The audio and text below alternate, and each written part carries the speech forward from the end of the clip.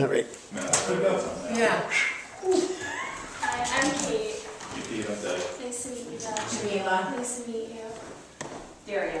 Nice to meet you. Hi, Kate. Do you have a resume for us, Kate? I do. I have several. Okay, have a seat. Several? Several. I think one for I each sent of one us. for everyone. Oh, okay. So there's no sharing. Here you go. Thanks very much. Here you go. Where are you from? I'm from Syracuse, New York. Oh, I'm sorry. I gave you 2 copies.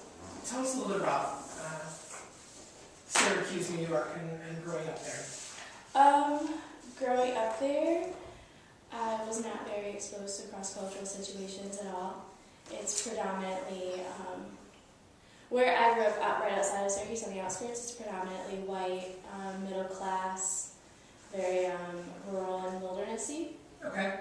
Lately in the actual city of Syracuse, there's been an influx of refugee communities, and there's a lot of organizations out there teaching them English.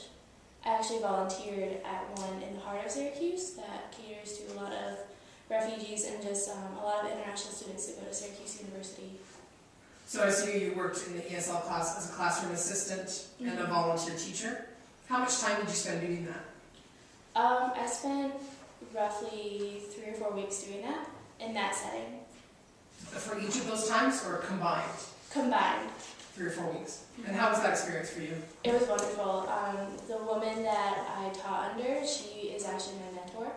And so she was wonderful. She was, her goal was to get me to learn as much as possible. So she had me grade papers, she had me teach lessons, she asked for my input on things. Like, it was fantastic. I loved it. Okay. I see your concentration is in TESOL, but it's not your major. No. Do you feel like if we were to bring you on board and throw you into a classroom full time, that you would be equipped to teach our curriculum? And did you have classroom experience with the concentration? Yeah, I've had to make lesson plans. I've had to do several hours of observation and teaching.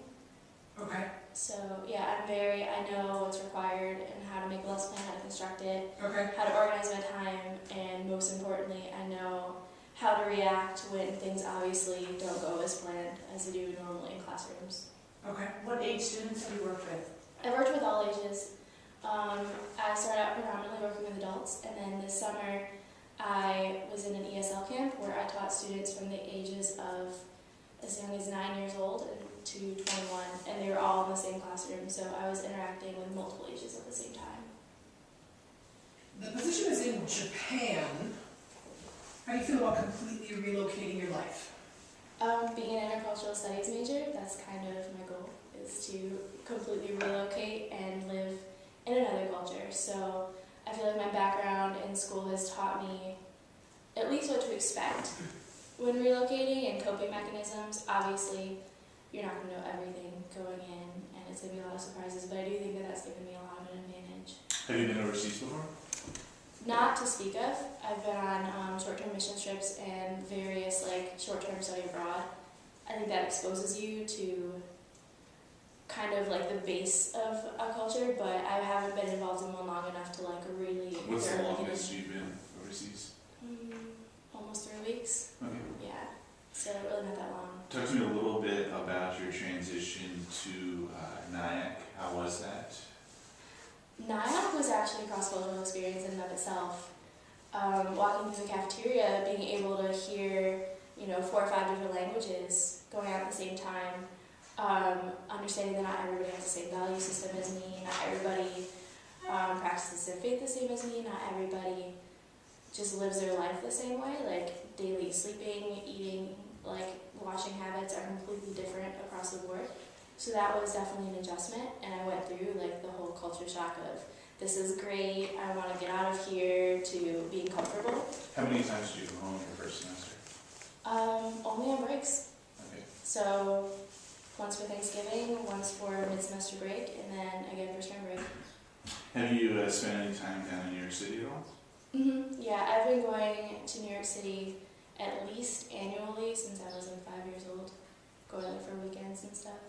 Talk to me a little bit about what you would envision living in an urban setting compared to here being very rural or suburban, and obviously Syracuse area is even more so. Talk to me a little bit about that transition of living in an urban context. I think like from my experience with urban context, it's very fast-paced. Like there really isn't too much time to like stop and look around. You kind of have to know what you're doing at all times. Things have to be very deliberate, but it's also such a wealth of like information. Like you can go anywhere, you can try different foods, you can see all kinds of different people, and I love that hodgepodge that urban settings present. Katelyn, what stresses you out? What stresses me out is not knowing what is expected of me to do. I very much take pride in doing things well and performing at my best, so I'm sure that moving to a different context is going to stress me out a little bit, the fact that I won't be perfect at it quite yet.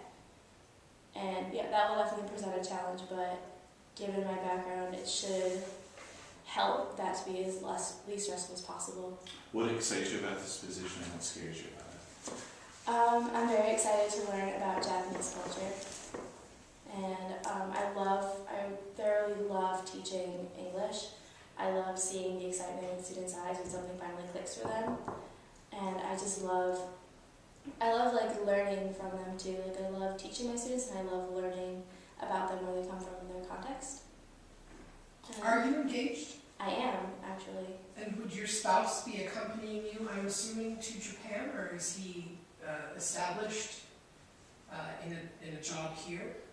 Neither one of us are quite established yet. He would not be accompanying me.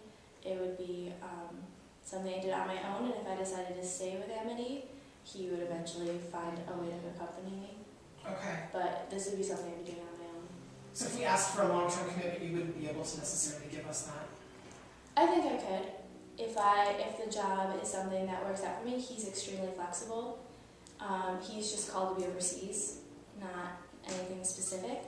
So if I felt the need to stay in Japan, or if I was asked to stay, he would definitely come along and make it work. Okay, so in that instance, you're the one who would be sort of leading the, okay, Yeah. okay. That's all we have time for. Yeah, thanks very much. Awesome. Thank you for taking your time to meet with me. You too. Are you related to Beth and Penny? I am. They're both my aunts. Okay. Yeah. I went to school with Beth. Oh yeah? Yeah, she graduated a year earlier than me. Yeah, she, I saw her over Christmas. She's in She's in Florida now, yeah.